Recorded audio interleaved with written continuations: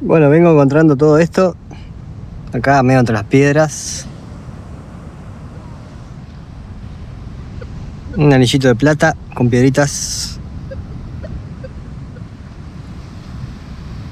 como un llaverito de plata,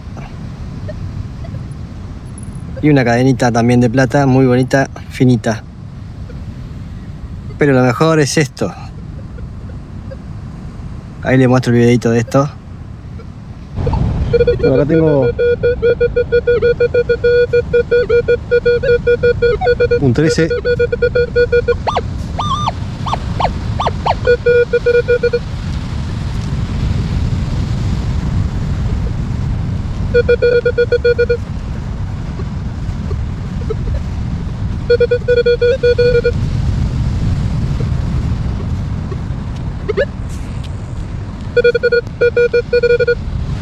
¿Qué será? ¿Qué será? ¿Cómo suena?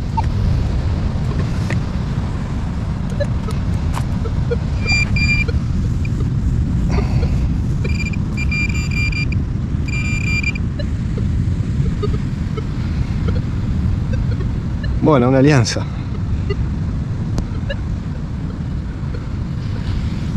Qué linda que está. Tiene unas iniciales ahí.